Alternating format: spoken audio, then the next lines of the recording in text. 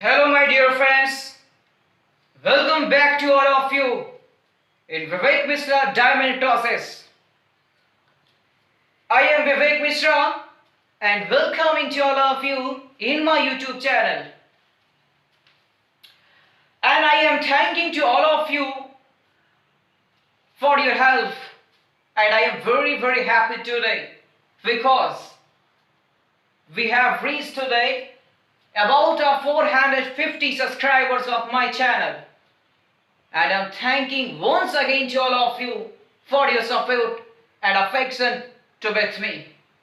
Your likes, your comments and your affection is very good.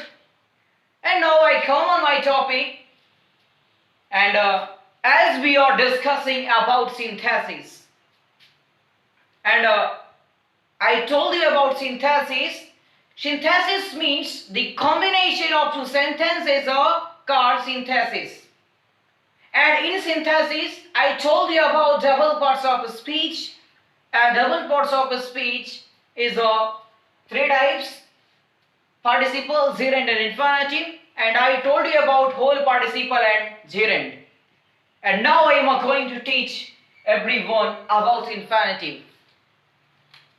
Today we are going to discuss about infinitive. First thing I told you about infinitive, main verbs of first form with two. Main verb first form with two. That's called infinitive. Infinitive कहलाता है main verb की first form के साथ to जोड़ना. Okay, और इस to का main verb पर कोई इफेक्ट नहीं पड़ेगा. Main verb of first form be two, that's called infinitive verb, and there is no effect of a subject, person, number and gender of two. And according to sentences, I told you about the parts of infinitive. I took two sentences here. To go and let me go. Okay. There are two sentences here: to go, let me go. And by two sentences, I told you about the parts of infinitive here. First thing, infinitive is the main verb की first form with two. And I told you about participle. Participle is the main verb of first form with ing, that's called present participle. And the main verb of third form, that's called past participle, and having plus verb third, that's called perfect participle. And in the gerund I told you about main verb of first form with ing, that's called gerund. Participle comes into any sentence is the words like as the adjective, and if gerund comes into any sentence, that works like as a noun. And now we are going to teach you about infinitive. Infinitive is a structure. Infinitive structure is like main verb of first form with two, and it can be two by the structure. Infinitive will divide in two types by its structure here. I took up here two sentences. To go, let me go. Their verb is a with two. मैं यहाँ पे दो sentences लेता हूँ आपके लिए. Go to, let me go. ठीक है. वर्ड के पहले जब टू होगा तो उस इंफिनिटिव को हम बोलेंगे टू इंफिनिटिव या इंफिनिटिव विद टू. मेरी बात को ध्यान से सुनना, पूरे स्ट्रक्चर पे आधारित होगा ये इंफिनिटिव. अभी तक आप उसके मेन वर्ब की फर्स्ट फॉर्म उसके बहुत चीजों से आप पहचान लेते थे, बट ये क्या होगा, वर्ब के साथ यदि टू का यूज हुआ होगा तो उसे टू इंफिनिटिव कहेंगे या इंफिनिटिव विद टू बोलेंगे. और जिस कोई सेंटेंस में कहीं भी टू का यूज नहीं हुआ है फिर भी यह इंफिनिटिव है, इसे हम बोलेंगे इंफिनिटिव विदाउट टू, या इसका एक नाम दिया जाता है जिसे हम कहते हैं बेयर इंफिनिटिव. क्या बोलते हैं हम सब? इसे हम बोलते हैं बेयर इंफिनिटिव. ये इंफिनिटिव होता है किसके साथ? टू के साथ होता है. उसे हम बोलेंगे इंफिनिटिव विद टू या टू इंफिनिटिव बोला जाएगा. बट ये इंफिनिटिव जिसमें टू का यूज नहीं होता है उसे हम बोलेंगे बेयर इंफिनिटिव या इंफिनिटिव विदाउट टू. तो इतनी बात क्लियर करिएगा कि इंफिनिटिव को दो भागों में बांटा जाता है. एक होता है आपका क्या, स्ट्रक्चर को मिटा दीजिए. एक होगा आपका बेयर इंफिनिटिव, एक होगा टू इंफिनिटिव.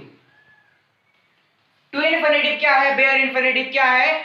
टू इंफिनिटिव में वर्ब क्या होगी? टू के साथ आएगी. बेयर इंफिनिटिव में क्या होगा? टू का यूज नहीं होगा.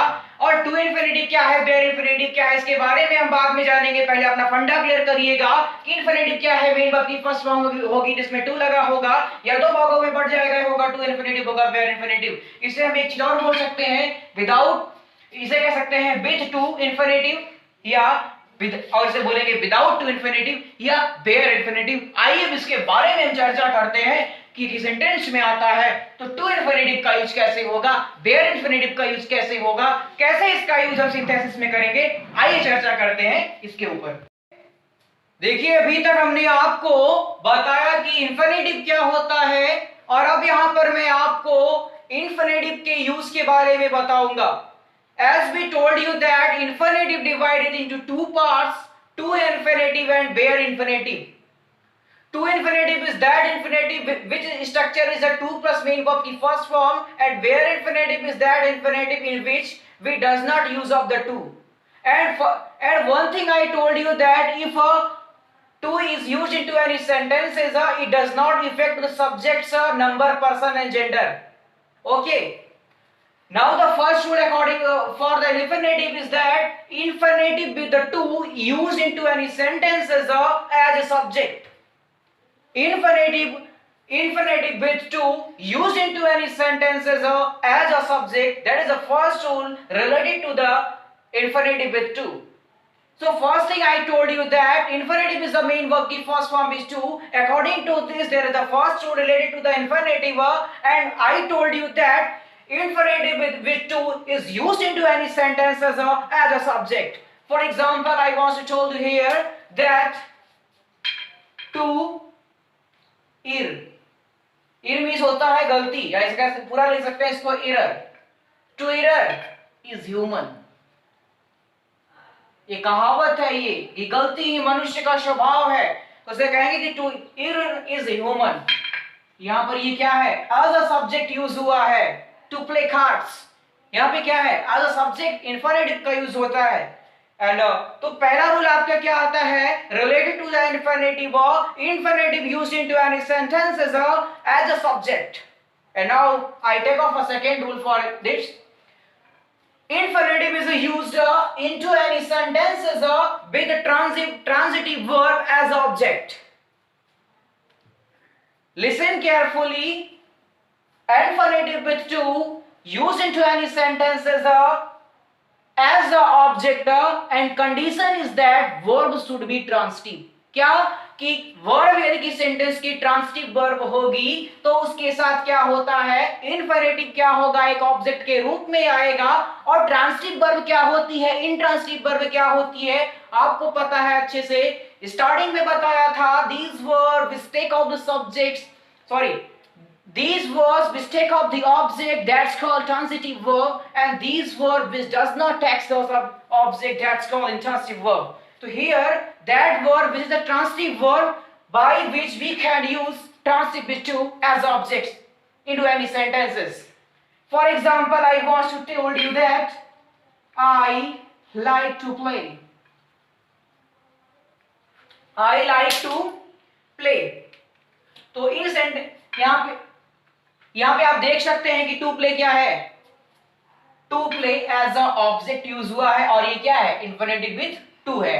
तो पहला रूल था कि एज अ सब्जेक्ट यूज होगा और एज अ ऑब्जेक्ट यूज होगा, लेकिन हर तरह की वर्ब के साथ ये यूज नहीं हो सकता है। वर्ब क्या होनी चाहिए, ट्रांसिटिव वर्ब होनी चाहिए। अच्छा लगा रूल, अच्छा लगा है तो लाइक करिएगा, शेयर करिएगा तुरंत।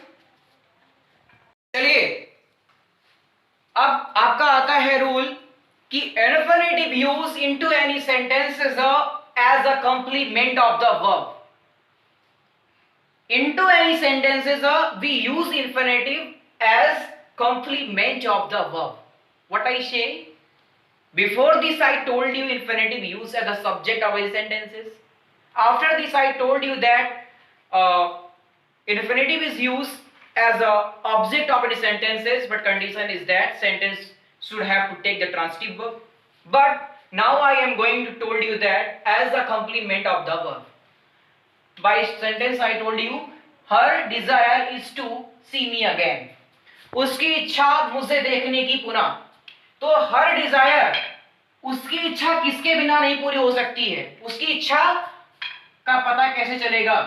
टू सी से एज अ कंप्लीमेंट यूज हुआ है इंफिनिटिव। कंप्लीमेंट क्या होता है? जो कि सेंटेंस के अर्थ को पूरा करता है।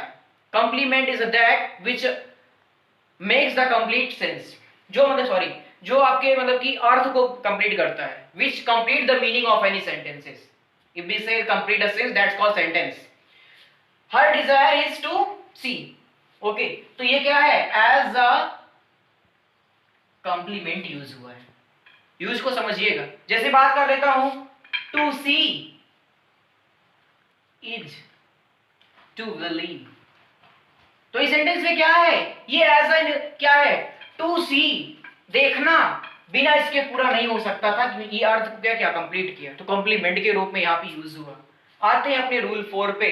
Infinitive which use into any sentence is a preposition of object. या किसी सेंटेंस में प्रीपोजिशन ऑफ ऑब्जेक्ट के रूप में प्रयोग किया जाता है। जैसे बहुत, I am about to come, I am about to come. तो as a preposition of object के रूप में यहां पर क्या प्रयोग हुआ है? इंफिनिटिव का यूज हुआ है। तो इतनी बात मैं आपको बताया कि इंफिनिटिव विथ टू का प्रयोग प्रीपोजिशन के रूप में होता है। जैसे एक और एग्जांपल अगर लेते हैं, तो you had no chance, you have no chance but to obey। Preposition, और ये क्या है आपका? To infinitive. ये आपका बट यहां पर प्रीपोजिशन है, और ये क्या है आपका? टू इंफिनिटिव है। तो बात क्या बताया पहला, कि as a complement of the verb use होता है इंफिनिटिव, और टू इंफिनिटिव क्या होता है? बी टू का यूज प्रीपोजिशन और ऑब्जेक्ट के तरह होता है। जैसे I am about to come, यहां पर प्रीपोजिशन ऑब्जेक्ट, और यहां पर ये क्या है आपका? Preposition of object. और एक बात मैं आपको बताऊंगा, इसको याद रखना, यदि इंफिनिटिव किसी सेंटेंस में सब्जेक्ट और ऑब्जेक्ट के रूप में यूज किया जाता है, तो वह उस सेंटेंस में नाउन का कार्य करेगा, और इस इंफिनिटिव को हम नाउन इंफिनिटिव कहेंगे। बात ध्यान से सुनिएगा, यदि इंफिनिटिव का use as subject and object किया जाता है, तो यह किसी सेंटेंस में क्या करता है? नाउन का कार्य करेगा, और उसे हम नाउन इंफिनिटिव बोलेंगे। ओके, इतनी बात क्लियर? तो ये था आपका प्रीपोजिशन विद द ऑब्जेक्ट का रूल। आते हैं हम अपने अगले रूल पे। रूल 5 है आपका कि infinitive use into any sentences as a adjective. कि इंफिनिटिव की सेंटेंस में आएगा तो वह एडजेक्टिव का कार्य करेगा, और एडजेक्टिव को कार्य करेगा तो सीधी सी बात है कि एडजेक्टिव होता क्या है? Adjective is a word which qualifies a noun और प्रोनाउन। तो अगर एडजेक्टिव की सेंटेंस में आएगा तो किसी को क्वालिफाई करना चाहिए, तो या क्वालिफाई किसको करेगा, ये भी बात जाननी होगी। तो रूल पहले किसको क्वालिफाई करेगा, इसको हम जानेंगे। इंफिनिटिव बी टू का यूज एज एडजेक्टिव होता है, और या किसी सेंटेंस के नाउन को क्वालिफाई करेगा। जो किसको क्वालिफाई करेगा? किसी सेंटेंस के नाउन को क्वालिफाई करेगा। कैसे क्वालिफाई करेगा? एक एग्जांपल इसे लेते हैं, he has no money, he has no money to buy a car, he has no money to buy a car। Okay, तो क्या बोला? इंफिनिटिव का यूज हो रहा है, एक एडजेक्टिव के रूप में कार्य करेगा, बाई इसकी एडजेक्टिव के रूप में आई है, और ये क्वालिफाई करेगी मनी को। मनी एक नाउन है जिसको ये क्या करेगा? क्वालिफाई करेगा। एडजेक्टिव कब होगा? जब तक किसी को क्वालिफाई नहीं करेगा, कोई क्या करता है? एडजेक्टिव नहीं बन सकती कोई वर्ब। तो ये वर्ब क्या करेगी? मैंने पहले ही बताया था आपको कि वर्ब क्या करती है? वर्ब की मना स्थिति बदलती है। स्टार्टिंग में बता चुका हूं, when verb changes his mood and goes to another parts of speech, that's called double parts of speech, and here we are learning this। okay, तो he has no money to buy a car, to buy infinitive है, qualify कर रहा है money को। तो मैंने बताया कि इंफिनिटिव विद टू का प्रयोग एज एडजेक्टिव होता है, जो कि सेंटेंस में आता है, तो क्या करेगा? वो नाउन को क्वालिफाई करेगा। जैसे एग्जांपल के रूप में लेते हैं, my son likes milk, okay, to drink. तो टू ड्रिंक इन्फिनिटिव है, क्वालिफाई करेगा मिल्क को, एंड एडजेक्टिव ये यूज हो रहा है। तो इतनी बात क्लियर कि कैसा एडजेक्टिव होगा। रूल 6 पे आते हैं। इन्फिनिटिव विद टू का यूज एडवर्ब की तरह होता है। पहले बताया कि एडजेक्टिव की तरह होता है, और अब ये क्या होता है, एडवर्ब की तरह होता है। तो इससे एक बात आपकी और क्लियर हो रही है कि पार्टिसिपल किसी सेंटेंस में आता था कि केवल एडजेक्टिव का कार्य करता था। जिरेंड की सेंटेंस में आता था तो केवल नाउन का कार्य करता था, जिरेंडियल नाउन का कार्य करता था। बट इन्फिनिटिव की सेंटेंस में आता है तो उसकी सारी मनोभावनाएं यहां पे पूरी हो जाएंगी। नाउन भी बन जाएगा, एडजेक्टिव भी बन गया था, वर्ब तो है ही, कर्म से ही अपने एडवर्ब भी बन रहा है। कैसे बनेगा देखते हैं। इन्फिनिटिव विद टू का यूज एडवर्ब की तरह होता है। कैसे होगा? फॉर एग्जांपल के रूप में ले सकते हैं, ही वॉज टू इल, वह बहुत बीमार है, to do any work. He was too ill to do any work। और मैंने बताया कि एडवर्ब का कार्य करेगा, तो आपके मन में ये आता होगा एडवर्ब को कार्य करेगा तो किसी नाउन प्रोनाउन को मॉडिफाई करना चाहिए। तो क्वेश्चन ये आता है किसको मॉडिफाई करेगा, तो यहां पर पहले इन्फिनिटिव को ढूंढते हैं। तो आपका ये रहा टू डू, ओके। यह किसको क्वालिफाई करेगा, ये क्वालिफाई या मॉडिफाई करता है एडजेक्टिव को। It is a definition of an adverb, okay. तो ये मॉडिफाई करेगा एडजेक्टिव को, एडजेक्टिव को ढूंढते हैं तो क्या होता है आपका टू इन, ओके। टू क्या है आपकी, एडजेक्टिव है, आप एडजेक्टिव के रूप में, इसकी विशेषता के रूप में। एग्जांपल और लेते हैं, जैसे इट इज एग्जांपल लेते हैं, जैसे it is difficult to solve.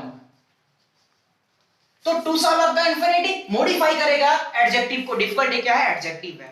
An adjective is the word which tells the quality of a noun or pronoun. An adverb is the word which modifies an adjective. ये पर क्या करता है, modify करता है। यहाँ पे इसने क्वालिफाई किया, इसने क्या करेगा, मॉडिफाई करेगा। तो एक एक चीज सेंटेंस को आप तोड़ के पढ़ोगे, पूरा पार्ट ऑफ स्पीच आपको पता है, तो मैं वादा करता हूं आपको ना सिंथेसिस में दिक्कत होगी, ना ही आपके आने वाले सिंटैक्स में कोई दिक्कत होने वाली है। तो सबसे पहले आपका बेस मजबूत होना चाहिए, वो है आपका parts of speech.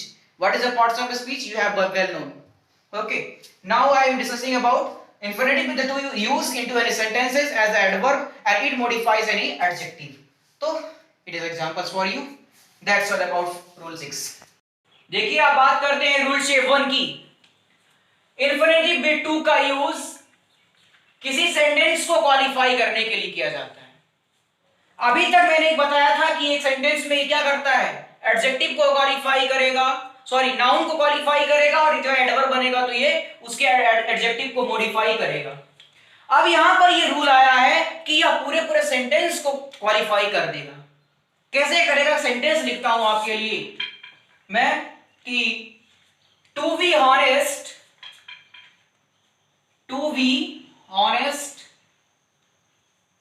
He is not going to help her, okay. तो इन्फिनिटिव विद टू का यूज किसी सेंटेंस को क्वालिफाई करने के लिए होता है। अभी तो वो क्वालिफाई करता था केवल एक नाउन को, और यहां पर इन्फिनिटिव टू का यूज जब हो रहा है, टू बी ऑनेस्ट, ये टू पूरे के पूरे सेंटेंस को क्वालिफाई करेगा। ईमानदारी से कहूं कि वह उसकी सहायता नहीं करने जा रहा है, तो to be honest is not going to help her. ऐसे कह सकते हैं टू, एक सेंटेंस अगर लिखूं मैं कि टू टेल द ट्रूथ,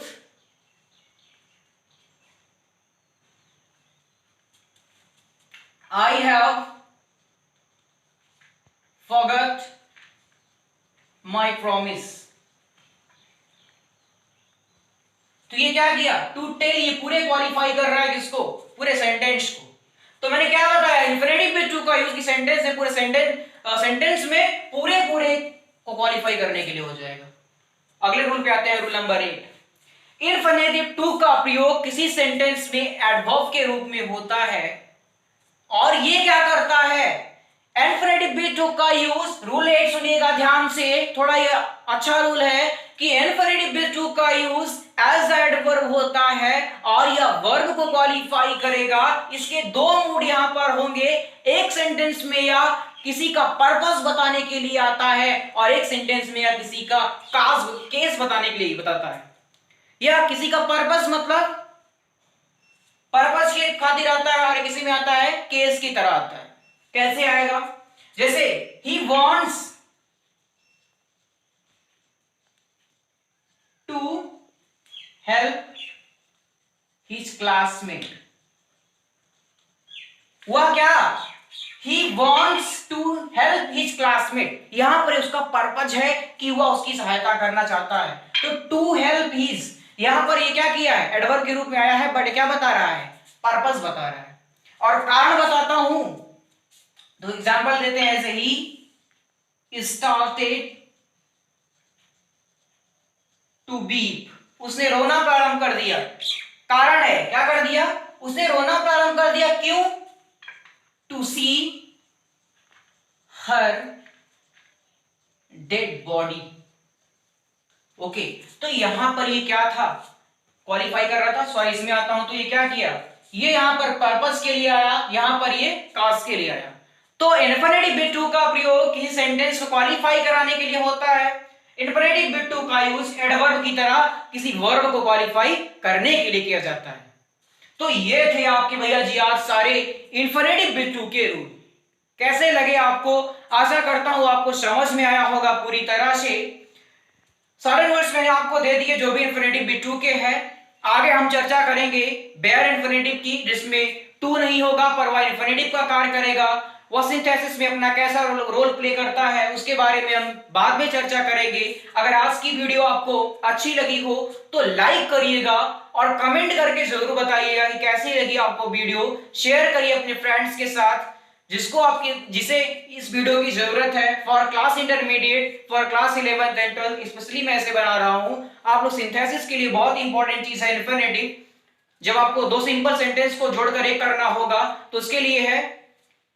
लेकिन कल हम चर्चा करेंगे बेयर इन्फिनिटिव के बारे में। तब तक के लिए बाय। बने रहिए आप विवेक मिश्रा डायमंड क्लासेस के साथ। That's all, love you.